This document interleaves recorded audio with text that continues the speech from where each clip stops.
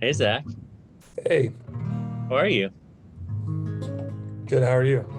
I'm good.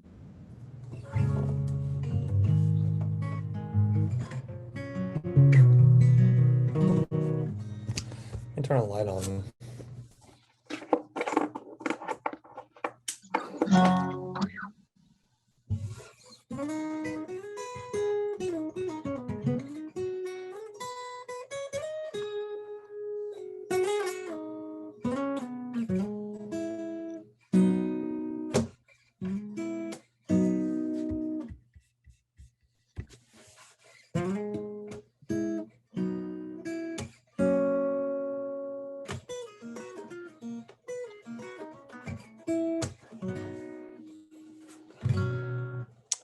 How's everyone doing?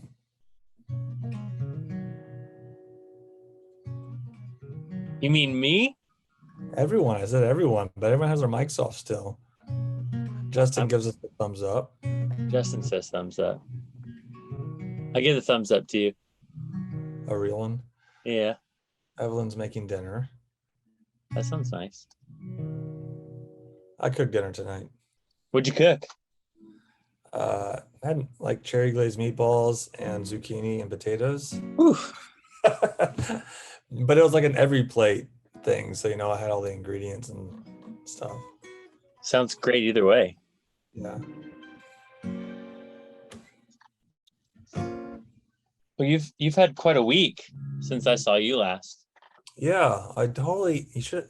I want to apologize to people if they were there or those of you there on Sunday. I totally checked out. Someone, That someone messaged me because, like, at the time of the Zoom chat, I was at the dinner table and I took a photo of my cat and posted it on Instagram. I was clearly not doing anything else. I just like totally forgot, so I apologize.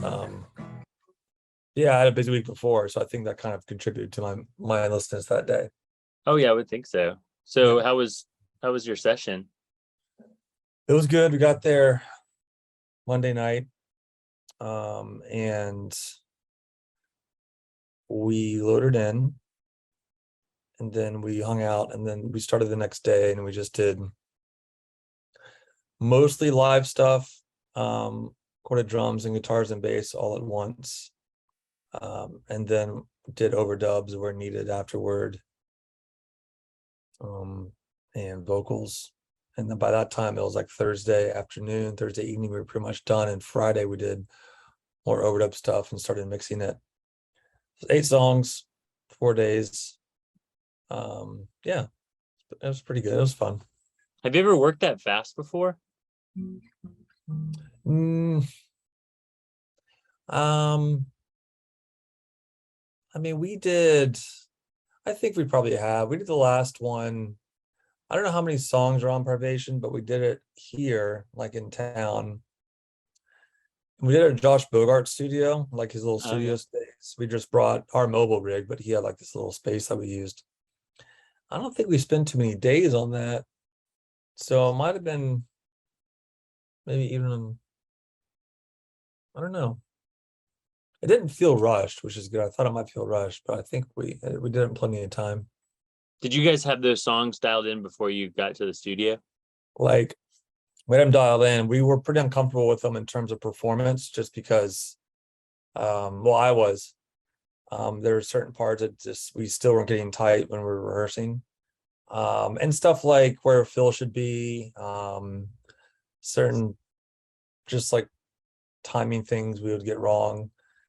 But we only did we didn't really have any trouble, but with maybe one or two songs when we were recording them, and that trouble wasn't too bad. Because we were patching or punching when we were doing it live, so it wasn't like we had to get the whole take or anything. We could say, okay, Right. well, right here. He was a good engineer. He's recorded like Mets and Daughters and the Battles. And he's right up our alley in terms of what kind of style of music is recorded. So that was good. Was he helping you dial in your personal tones, like guitar tones, bass, even drums? Yes, for sure.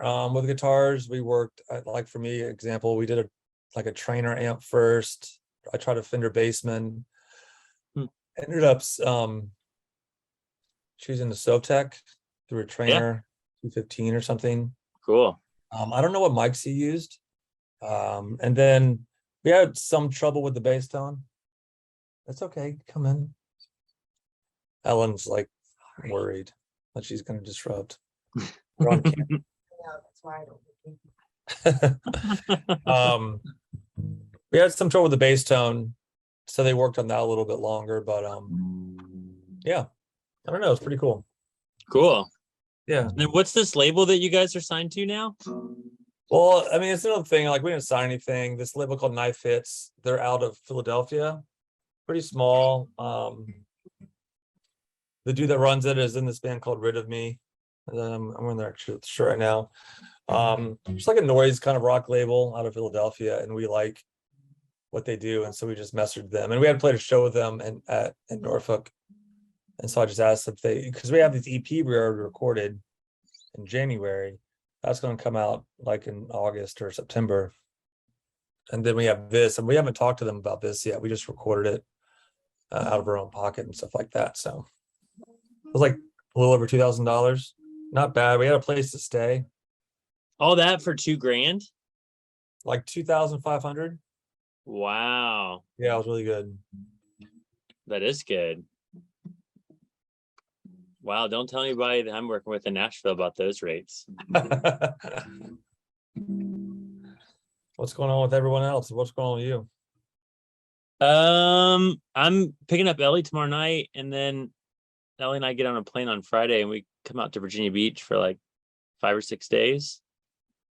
So I'm going just to visit family, and then if I don't see you when I'm in town with Ellie, I'll see you in Raleigh the following Friday when we play our show out there. I think I'm going to drive so I can, after the Raleigh show, go back to Virginia Beach for a few more days and get some stuff done out there that I need to like take care of some stuff back home with the condo and Riverwalk and stuff like that. Otherwise, I'm having a pretty good week as it continues to open up for me. So I'm glad we got to meet today, and have some creative ideas that I wanted to show you.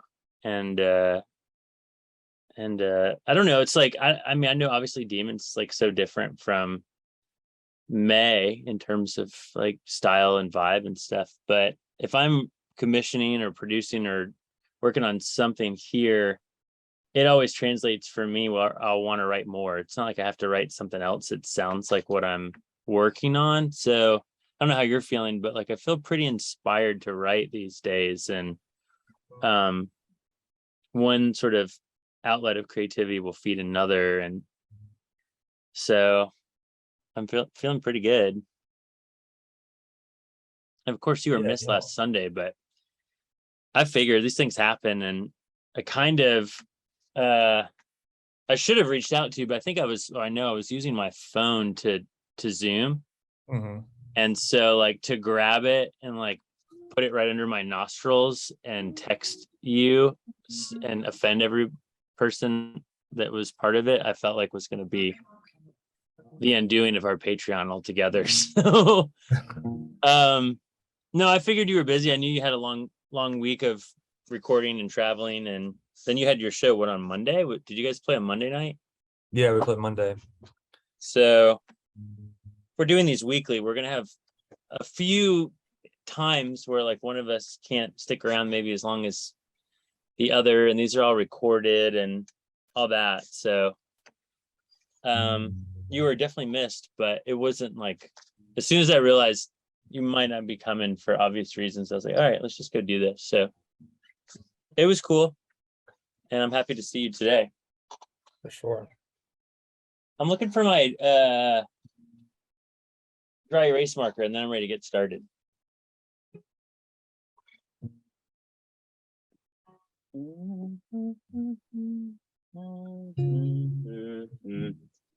I'll just take this red one for now, or this orange and green one. Somewhere there's a black one that I really like.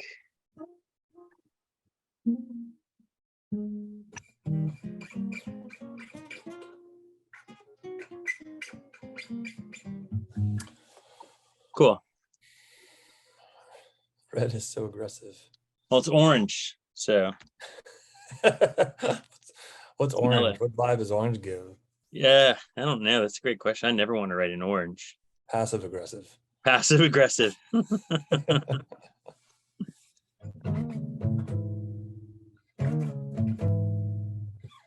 So I started teaching myself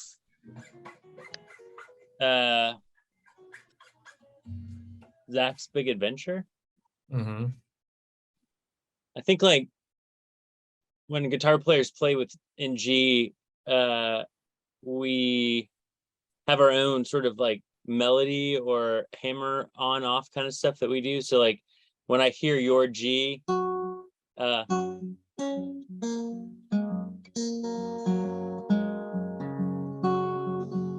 it's hard for me to do it because it's not like a pattern that I'm used to playing.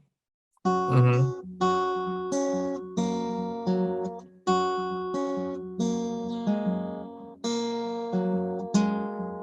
Right? Yeah.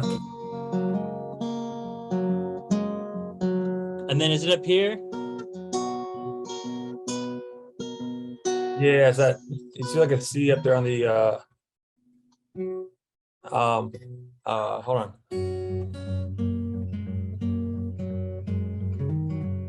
Then yeah, so it's kind of like see, and then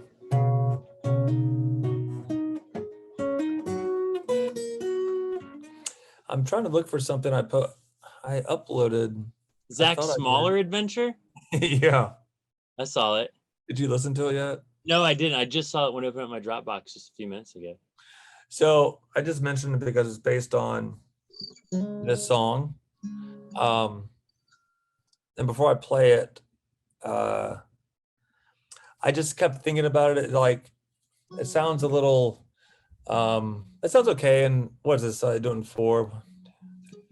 Not really 4. It's like 4/6 almost. I don't know. I just thought about it in 6/8 instead. Like Grapevine Fires vibe. So kind of mess with like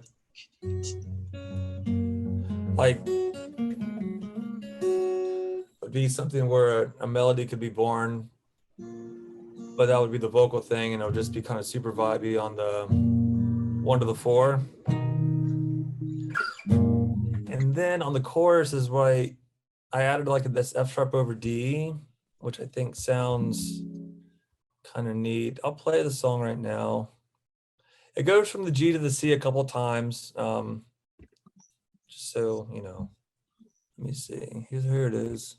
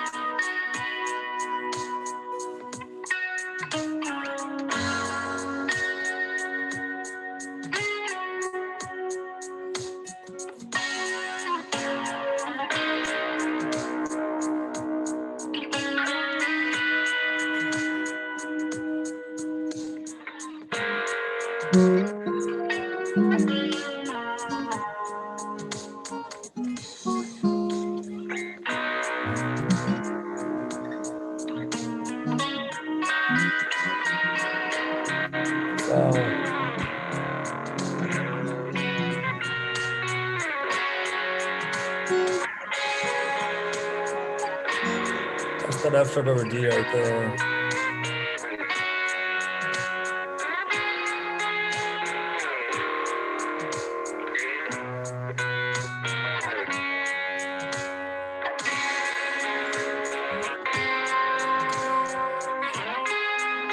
What's that?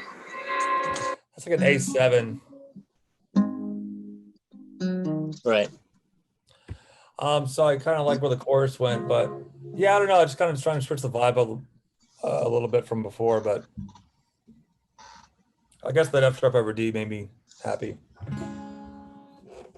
The F sharp over D. Well, I've been thinking about that, and do you have any like ideas or places where you think it should go lyrically? Not melodically. I mean, aside from kind of borrowing.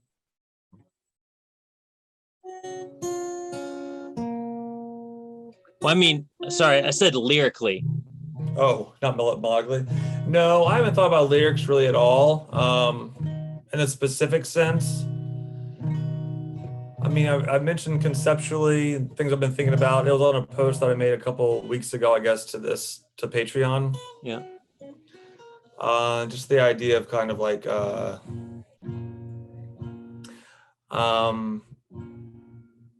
not like a horizon situation, and metaphorically perhaps, but leaving, like instead of arriving at a city, kind of looking down at the landscape when you're arriving, looking at the landscape when you're leaving,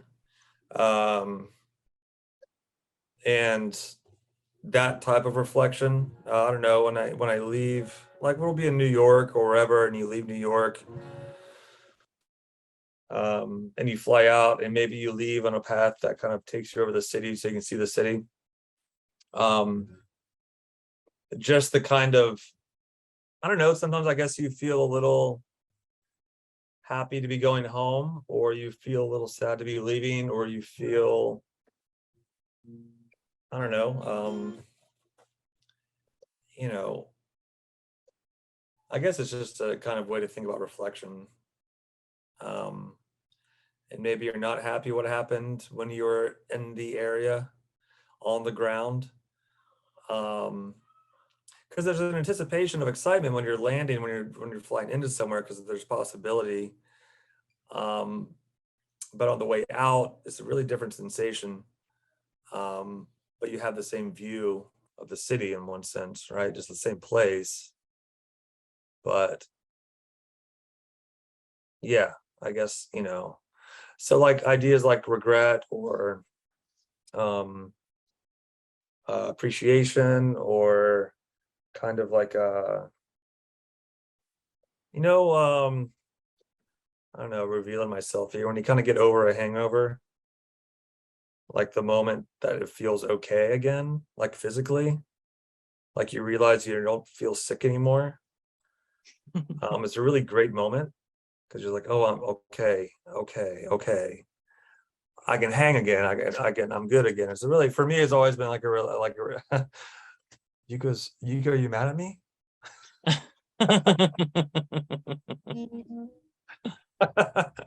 No, I saw that face to you. And I know, yeah, it's like this kind of like relaxing kind of thing. It's reassuring. So you kind of get out of it, you get out of trouble in a way. Oh, interesting. And you can kind of reflect on what happened, and whether or not it happens again, I don't know. But that's the kind of thing I've been thinking about, just generally speaking, like deals with like ideas of the horizon, but in the retroactive sense, like you're looking back on things. So that's what I've been thinking about. But yeah, nothing lyrically specific for this song though, Mm-hmm.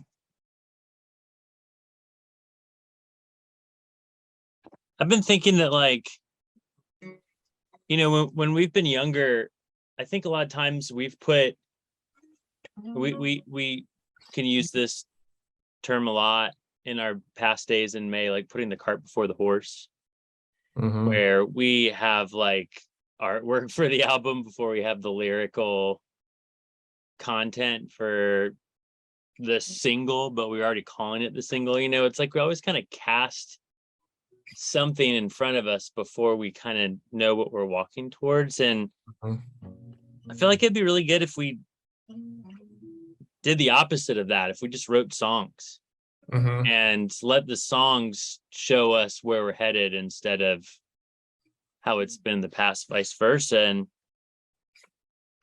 because we've written that way, I remember like when we were writing No Promises, there was definitely like a connection where, we were into the chords we were writing and the melodies we were putting over the chords, and we were sharing Google Docs, talking about, some of the motifs and stuff that we were going into with that song.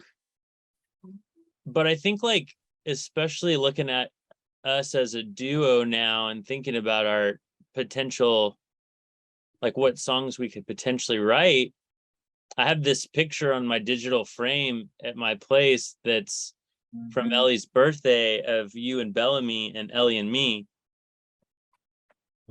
And I was wondering if Zach's Big Adventure could be like, I'm not saying it's a song like from dads to daughters or something like that. I'm just saying, I wonder if we can start somewhere where we draw a little inspiration from what we're both,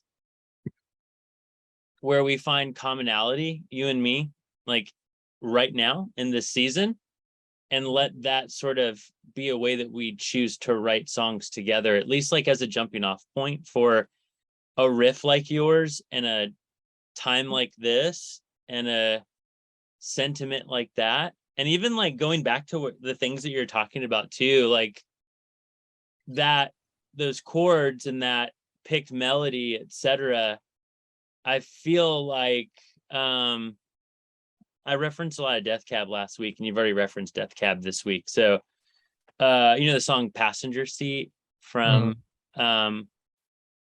Transatlanticism, or the song at the end of the Lack of Color. It's like the last song on that album. Dun dun dun dun dun dun dun dun dun dun dun dun da da da. It's just back and forth there. But like I wonder if your riff is like a grounding, like an anchor for the song idea itself. And if we sort of talked about this idea of like leaving to come back, and when you're in New York City and it's 3 days of nonstop, go and playing shows and setting up and shaking hands and meeting people for drinks, and then you get on that plane and you see that view, like you were saying, and you leave it, the expectations are no longer. You kind of had all of that on the front end, and then you go back to where you're anchored to. And I'd love to write a song that links us up, something that we both feel as we're writing it, so we can sort of like glean off of each other and like where we're at. I mean, you're 700 almost 50 miles away from me, but we've been in our band together for 2 decades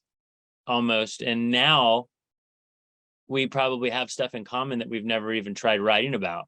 And so I feel like starting there is much better than just sitting in a studio and soundscaping all day on something like we don't even know what the progression is yet, or we don't know what the it's like we've done that before. And so like I think if we could write a song as soon as we can, because like if I were in Nashville and somebody came over and like our intention was to write a song today, we wouldn't just like open up a bunch of synths and like soundscape for 3 hours. We'd be like, well, what are we writing about? What's the verse, and what's the vibe, and what's the chorus, and and just start to like make moves. So we've been listening to demos now for a couple of meetups or whatever. So maybe we could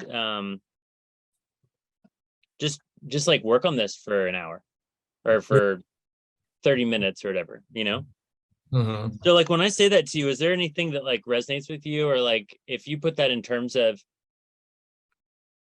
I wrote like you get yourself out of trouble, or get myself out of trouble.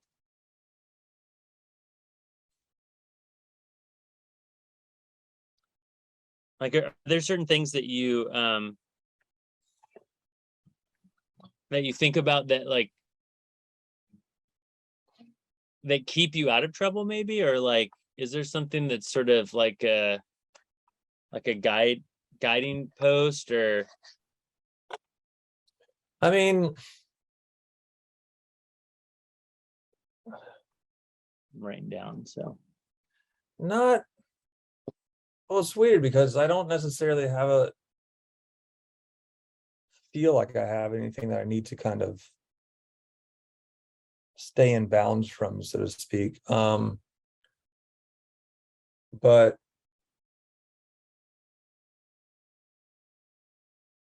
I mean, you know, I what guess what do clearly there's something different in terms of how you understand what you do when you have a kid. But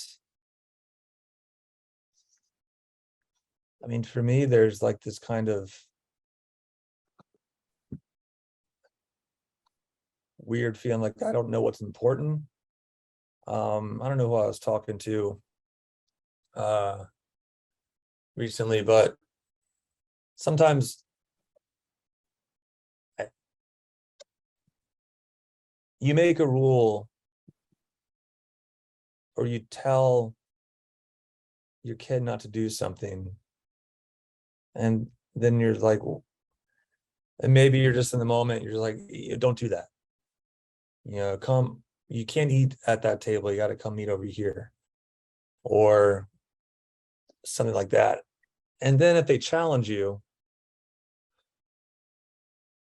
it's like you have to stick with it, right? That's what they tell you. That's what I've been told about parenting. You got to like be, don't back down, all that stuff.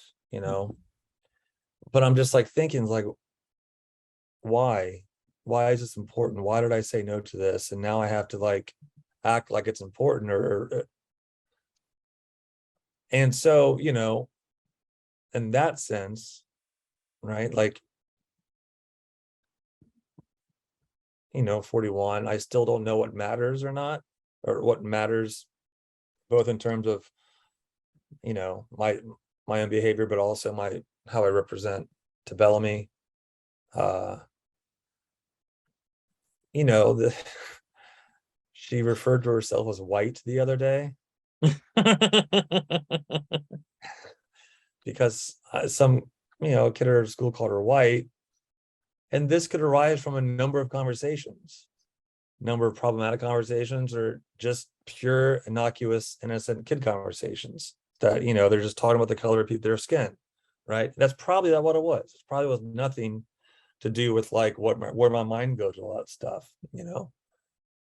But I'm just like, okay, well, people are always like, talk to your kids early about this kind of thing. I'm just like, I told Bellamy I was going to the school at GMU. She's like, okay. She just turns the conversation like so like I'm trying to talk to my kid about race or gender, and then she's like, it doesn't track yet.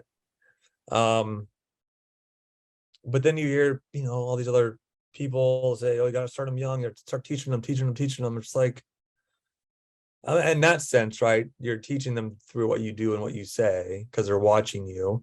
She brought me this little record, or this little paper plate they colored on today, and here's Daddy, here's a record.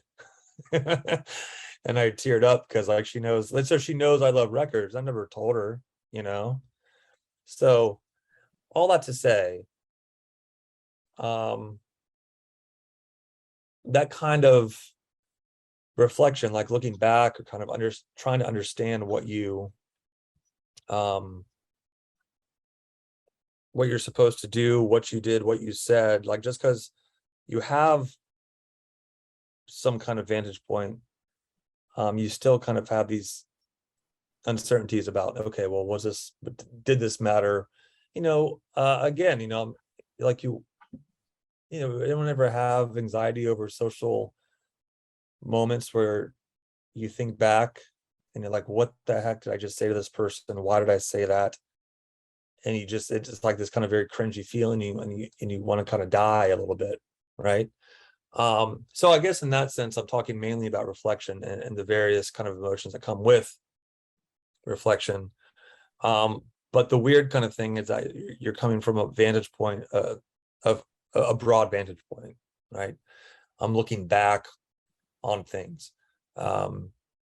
And I guess that's a perspective shift for us because I guess at this point in your life, we're looking back on more than maybe we're looking forward, aside from the fact that we have a daughter. We still have to look forward, but it becomes more difficult because I guess we're at this midlife crisis, we're at this middle point in our lives where it's maybe about equal. Like there's a lot to look forward to, or like that we're going into, but there's also like a whole lot to look back on. So I don't know. I'm writing all this down. It would be cool to sort of write a song that touches on these sort of existential moments, and then also puts it back on these like tiny humans that we're doing our best to raise and empower, and while sort of like having a cynicism about it too, I think is like fair and part of the vantage point that we have to a degree. I was scrolling on Facebook late last night when I couldn't sleep. Callie does not want to have a closed door. She'll just sit outside and meow and meow and meow, and it was pretty miserable. But Andy Jackson, from Hot Rod, he's got a little girl that's like probably a year and a few months old. And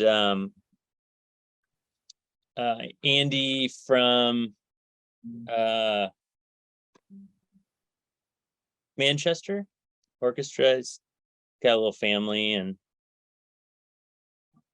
all these bands that we used to tour with, and we would sort of burn the candle at both ends, both like in our pursuit of our band and the pursuit of tour and the pursuit of like individual and collective goals and tour goals, and meet a new band and make new friends. And it's kind of where like, pirates all congregating on a fleet of ships, and we go around and pick up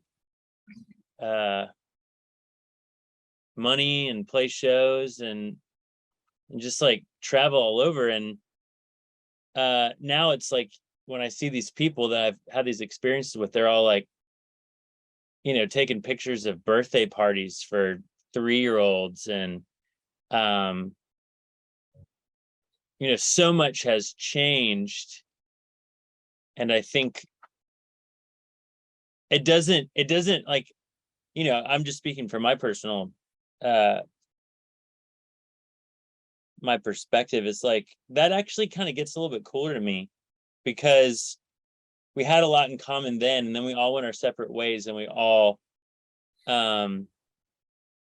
made families or pursued whatever else, and then like you can just scour Facebook like, oh, he's a girl dad too, just like a quick look, or oh man, I didn't expect that guy from that band to have such a young kid or something. And then all of a sudden you can kind of go back and look at some pictures on your phone and be like, oh, I remember when Ellie was just 2 months old or 2 years old or whatever. And the perspective that I have on something, like I have this picture that stuck on my phone for a long time that was her looking out the window the first time she and I went on a plane ride together.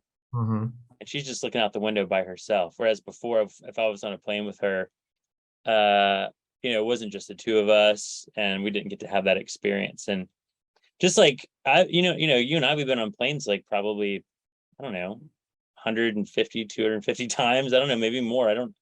But like then you see your kid get on a plane and look out the window and see the clouds, and it's like, oh wait, it's magic again. There's something here that I don't know. And then you get on a plane like a week later and you do you go play a show or something, and you get excited on the way in, and like you said, on the way out, you just kind of see the city, and goes away and you start to like sweat, I don't know, whatever's coming Monday morning, or Yeah.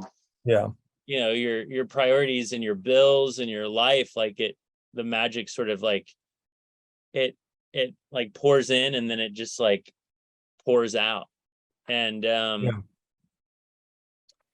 I just think it would be cool to take a song like Zach's Big Adventure and turn it into something that is because that mood, it's like, you're playing G's, but they're quickly like four major sevens. It's like a little bit of a overcast day kind of thing. It's like, I know the sun's out somewhere, but I don't necessarily see it from where I'm looking. But it also feels a little bit light and kind of goes back and forth. And I didn't think about any of those things that you had said, like leaving a landscape, a city, like differently than the way you showed up. But like when we leave our little ones and we come back to them, like they're doing their own thing and they're growing up a little bit and they're learning new words and playing outside and making new friends, but they're still like just kind of waiting for us to come back. And I think that's kind of beautiful, a little bit sad and really special, and it won't be long before like that's not the case, so I want to write about that. I mean, there in the chat here, it says shared vulnerabilities, shifting perspectives. I mean, this is like the broad idea, for sure. And I'm not saying that, I'm saying that reading those comments kind of put it into words. And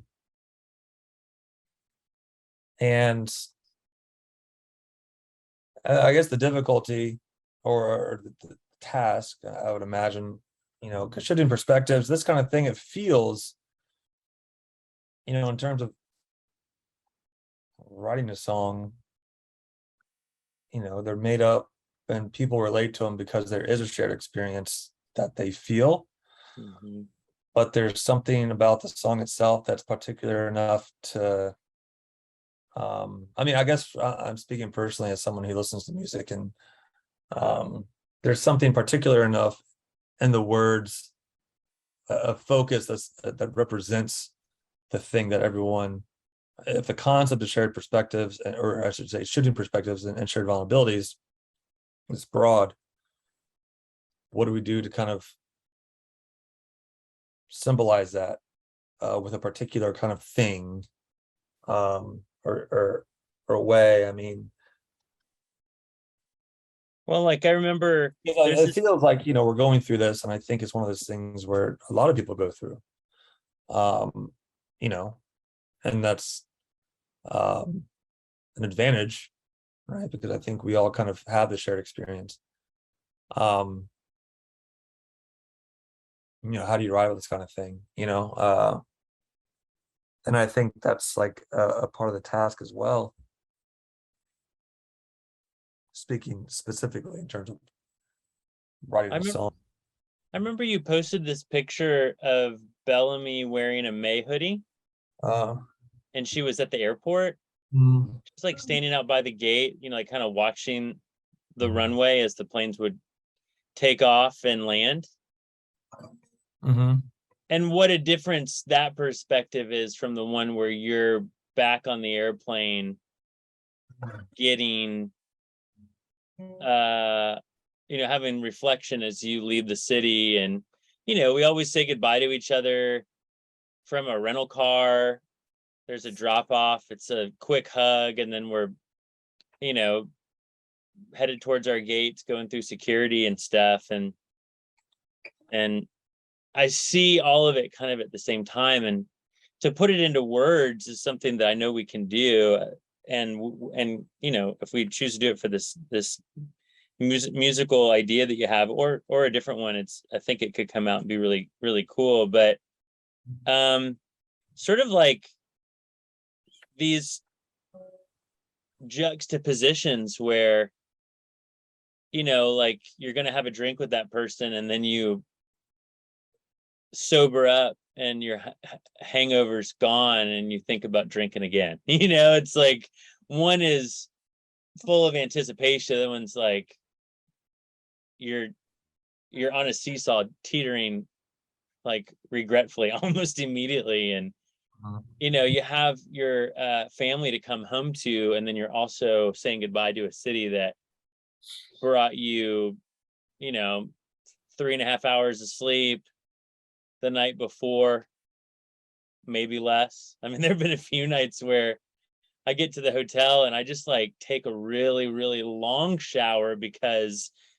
if I get in bed, I'm going to have to wake up like 45 minutes later. I might as well just stay up instead, because it's, flight's going to take off at 4:55 a.m. and we don't check into the hotel until 2 a.m. Doesn't make any sense.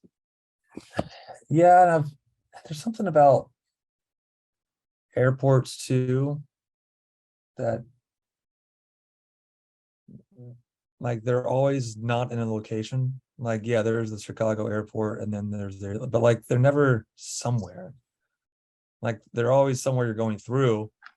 And after doing a weekend of shows or whatever, and you're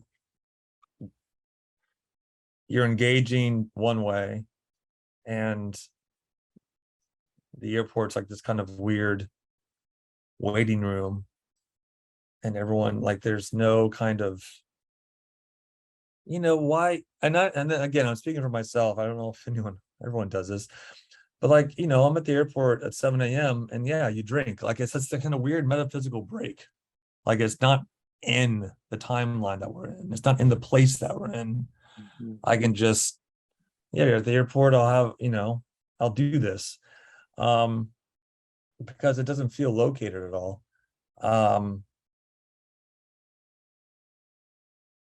It's really weird because in one sense, like we're living, or you have two versions of yourself from various versions of yourself that are kind of butting up against each other pretty violently. In terms of being a parent and then being a buddy and being someone in a band, and not that we put on some kind of thing when we're being May, but we're free to engage certain ways because we're not having to necessarily parent. And so I think there's like a confusion that kind of is weird to me, like you never feel old until like you can't help but feel old physically, because and I don't know, we used to like being like we used to joke people in one sense, like when you're a kid, oh look at this, the general humor about old people, like look at these old people, like and we've all experienced, or I have experienced myself saying certain things that you can make fun of, this generational gap.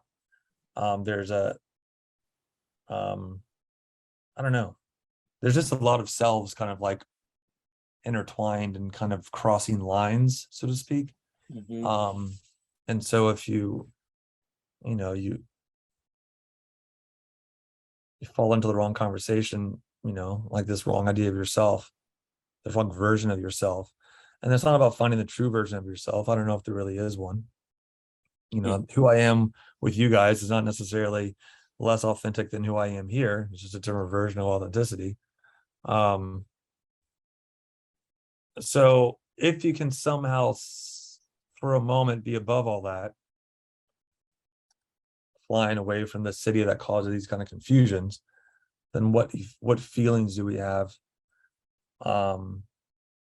looking down on that? It's not necessarily one of calmness, or not one of wisdom necessarily, And so I guess I kind of like the idea here for me was like to get away from the idea of the horizon as something that gives us wisdom, but rather something that kind of causes more anxiety or confusion about who we are, who we're supposed to be, and when and where we're supposed to be those people. Because you're going to one place, but you remember who you were during the place when you're in the place you're leaving.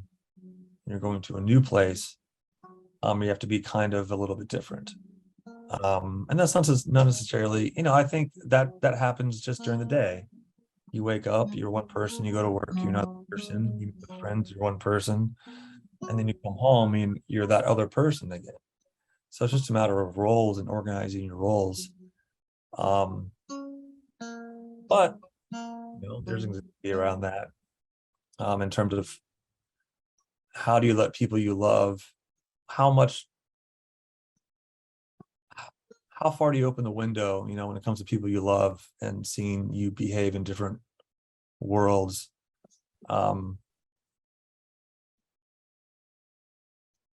I think people call it being inauthentic, like this kind of trope is like, oh, if, you know me, then you know who I am. I'm the same no matter what. It's like, number one, no, you're not. And number two, no, you shouldn't be. If you go to church, you act one way. Saturday night, you're not acting that way. And that's not to say one person's less of a generous person than the other. But I just think this idea of fragmented selves, not fractured, but fragmented selves, is weird when you have a kid. And it's weirder the older you become, or the older you are. I don't know. Yeah. I think that's good. I think that's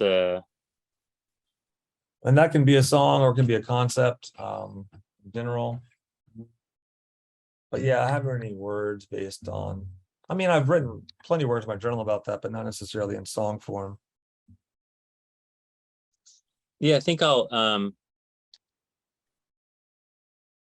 just like type a bunch here. When you record your Zoom meetings, you record just video and audio, just audio, and chat. So there's like 3 different like pieces of content that get captured, Mm-hmm.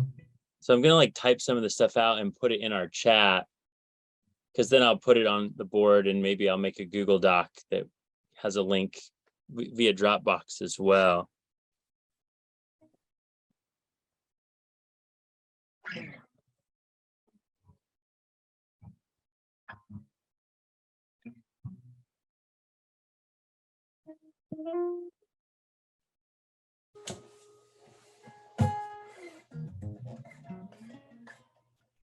Oh, I see. I can't just, if I hit return rather, it's just going to post. It's not going to give me a line.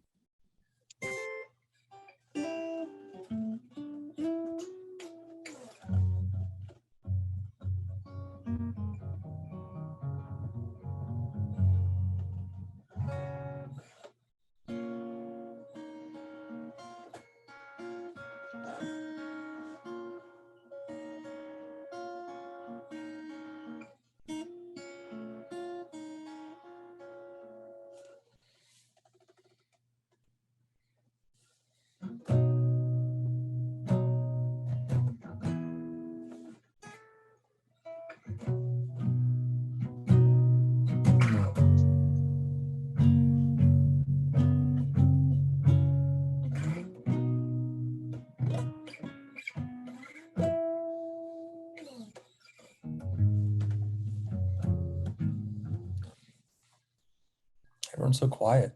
That's okay.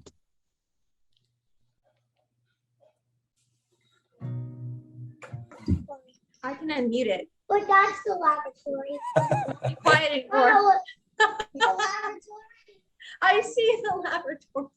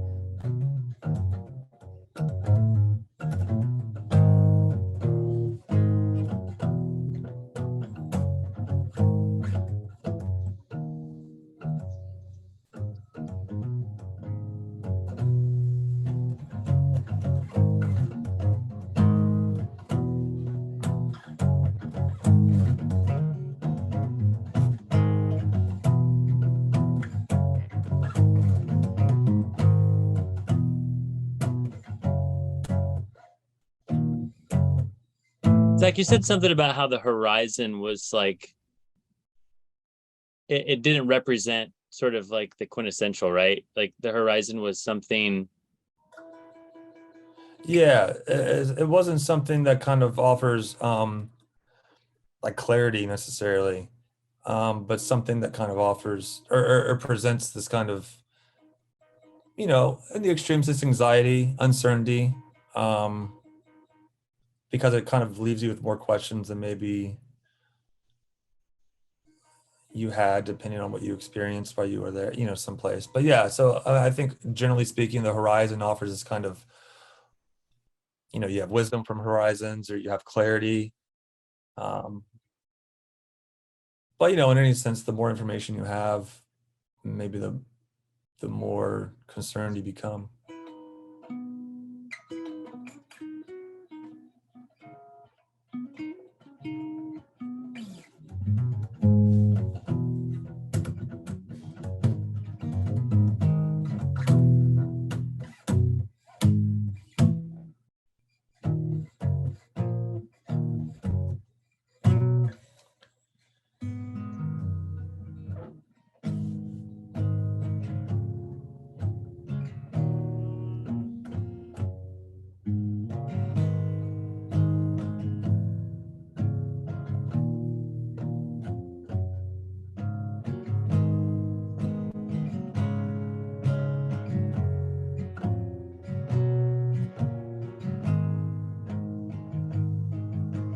Okay, I've been on a Radiohead kick the last couple of days. Um, I listened to this podcast called Bandsplain. There's like 2 episodes about Radiohead. Ooh, It's pretty good. I bet it was. I want that. You think Phil Selway's a good drummer? Yes. Oh my gosh. I've been I've been having a conversation about that like right now, because like we're having this conversation about bands, and when bands, like the Smile. I've got tickets to see the Smile at the Ryman in December, and it's Nigel Godrich producing a band with Johnny Greenwood and Tom York. And sure, there's a different drummer, but like I keep accidentally calling it that Radiohead band, or it's on purpose. Like a quick way for me to explain it if somebody in the room doesn't know who the Smile is. Like, it's the new Radiohead band, and they're like, wait, what does that mean? And it's like, yeah, no, there's no Colin Greenwood on bass, and there's no Phil Selway on drums, and there's no Ed O'Brien. It's not Radiohead at all. But those songs sound like they could be Radiohead songs, on a handful of albums. And so we just started talking about what it would be like, and then in this case, what it's like to have a different drummer. And I'm like, I love the drummer, and Smile is amazing. He's no Phil Selway, and it's not to say like he's not as good. It's just like it's a different vibe and groove altogether that you keep hearing. And Dude that engineered the Demon stuff, he is the first person I've talked to in my life that thinks Phil Selway is only Phil Selway because of Nigel Godrich. Because of Nigel Godrich? Why? Like the tones make the drummer, or what? Like, I think it's more about the tones, not necessarily about the parts he plays. It's more about how the drums sound. And I've always kind of like thought of Phil Selway, and I still do, to be sure, as this amazing, just like he's this part about Radiohead. Yes. At the same time, I do feel like the drum sound of Radiohead is one of the most particular things about the band. Mm-hmm. So he loves the Smile because like it's the best of Radiohead, because you have, Tom and Johnny and Sons of Kemet drummer, which is like, but I've never heard someone talk about, Radiohead that way. So I was like, oh, interesting. But I don't know. I don't know how Radiohead works still, because I don't know, I've heard that Tom played all the bass lines for Colin. And that's fine. Again, like, it's one of those things, but listen to the podcast about Radiohead and then like going through all their records and just kind of like, because they talk about like every record up through like In Rainbows. It's pretty wild. And the Smile sounds a lot like Radiohead. Like Oh, yeah. even the drums sound like Radiohead to me, And the guitar tones. Like I feel like when I hear a Radiohead guitar tone, it's uniquely Radiohead's. Yeah. And they had that guitar tone all over the Smile record. I love it. I'm It's starting to very get into it again. I love it. When we were in the Northeast playing shows a couple weeks ago, and I took Kip and got our luggage at the airport after dropping off our gear at that private show. We listened to Smile all the way through, and like, man, I can't get enough. They're so genius. It's too much for me. Yeah. It's wild how insane they are. Mm-hmm. I want to show you a couple of like demos and stuff that I put up last week. Yeah, I Uh-huh. listened to one of them. I had to, the 80s pop ringtone. I had to listen to that one. I just because of the title. Okay. That is what it is. Just throwing stuff up there. I have this one in there that's called Show This to Zach, and I'm going through the Zoom settings right now. If anyone is Zoom savvy, to tell me how I share computer audio so you're not hearing my speakers, but you're hearing the computer play it. Does that make sense? Can you do that? Yeah, I think you can. Same as system? No. Share screen. Renee says go to advanced. Is Go to there advanced. That's a thing? Under what? Advanced under what? So go to share screen. Okay, go under advanced. Yeah. You're seeing it? What then what? There's people writing there. There's a lot of words.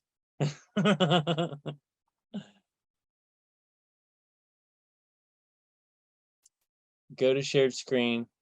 As normal, click advanced. Now you'll see the music or computer. I think it's advanced settings, share screen, but then there's like a second like tab up at the top that says advanced. Like hit share screen, then it'll come up, and then advanced, and then computer audio should be an option. Computer audio. I don't see that where I'm clicking right now. That's weird. Kind of sending me on a wild goose chase. I'm very sorry. Or a mild one at least.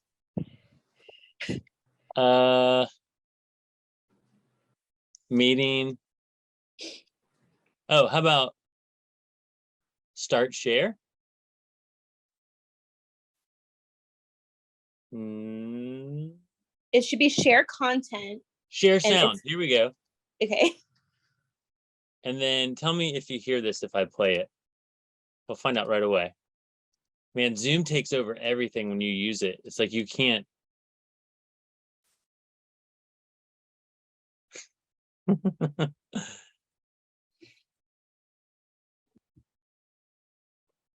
Show this to Zach. I played this like a couple times yesterday, Zach, or on Sunday.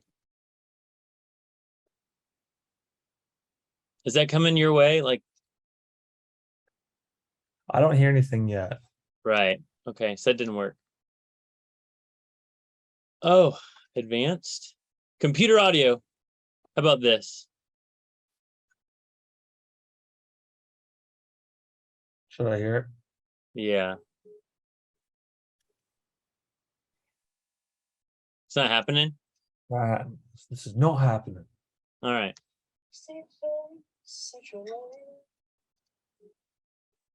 I just have to do it next time. Listen to show this one to Zach because it's 7:02. So okay, I'm gonna listen now. Okay. It's in A minor.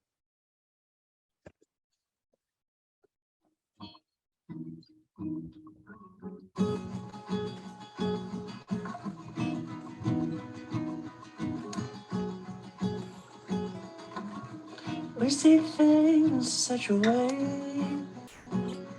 It appears it don't make sense anymore. not enough to brighten days. Insecure, insecure. There's nothing left to say. There's nothing left to do. I'm in love with nowhere to hide.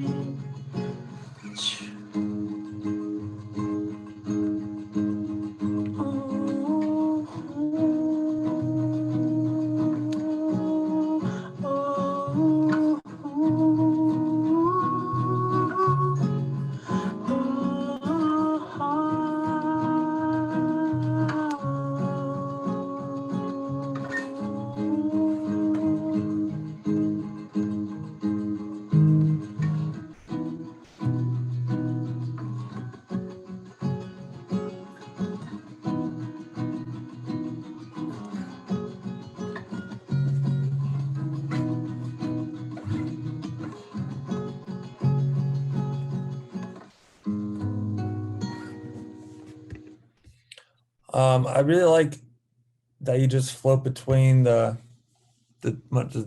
doing the three in this case, the C and the D.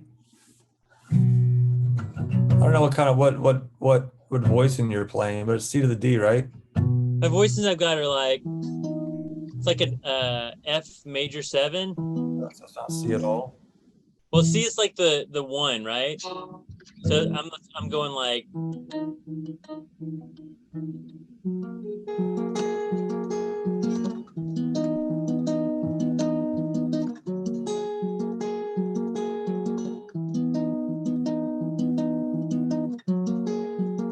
you're the A minor chord from this time, and then D major set or D7 natural. Yeah, so we see things in such a way, it appears they don't make sense anymore. Not enough to brighten days. Insecure, insecure. There's nothing left to say. There's nothing left to do.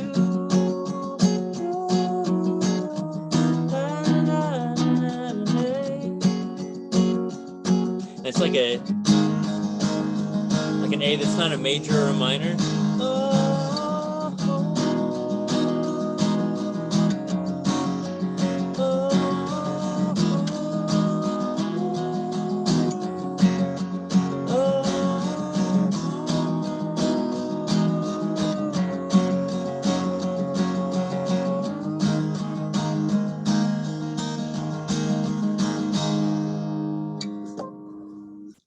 That's really cool.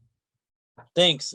Because Yeah. like when it says we see things in such a way it appears they don't make sense anymore, like that, I just like I was just sitting with my phone or just sitting with my guitar, just and then all of a sudden I grabbed my phone, pressed record, like, had something of an idea, but I didn't have that idea before, and I haven't really messed with that idea after. So it's just like a stream of consciousness kind of thing. But like lyrically, it kind of like talks a little bit on some of the things that we talked about tonight, just like in very quick sort of metaphor, you know. So What was the line again? Scene. we see things in such a way it appears they don't make sense anymore. Yeah. That's good. So when I found that voice memo, I changed whatever the title was to show this to Zach.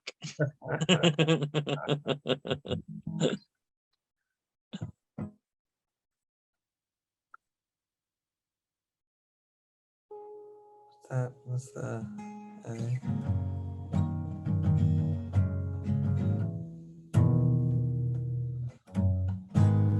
Yeah, that's good.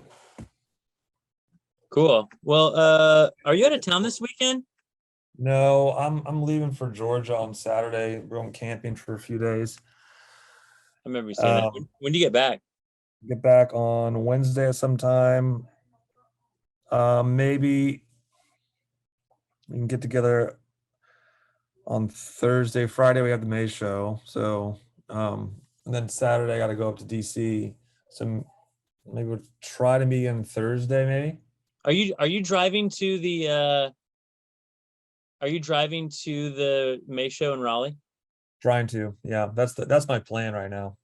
Okay, I'll talk to you about that obviously on another another means of communication, because I think I'm going to drive there and get there on Thursday. So I get in town Friday, like 2 days from now. But if you're free, maybe we could meet at a park with the girls for a minute. If not, because you're leaving on Saturday, that makes, I understand that. So yeah. What time do you get on Friday? You leaving that day to drive here? well, when I get in town this Friday with Ellie, it's just like a straight direct flight from like via Southwest. So I like land like at noon. Okay. And- At work Friday night, at 5. So maybe find some time if we can. If not, we'll see each other next week. But Yeah, we'll see each other next week. And then when I go to Virginia, you'll go out of town, but you'll come back. And I might still be there. So maybe we'll get some time to like be in the same room and hang out a little bit and have a writing session then too. Word. Cool. Well, it's good to see you. I'll see you. Maybe I'll see you this weekend. If not, I'll definitely see you next weekend. And I'll be on our WhatsApp thread talking about like the logistics regarding merch, drums, arrival, etc. Yeah, let's just try to get. I want to ship the merch out. Obviously, give it enough time wherever it's going to end up, whether it's my house or the club, in time. Yeah, I think we're just gonna go to the club. I talked to the promoter last night, and I'm going to advance the show tonight too. So I'll get that address, and then if Josh is free to do it, I'll get him to ship the merch as soon as tomorrow. Word. All right, man. Cool. Thank you for this.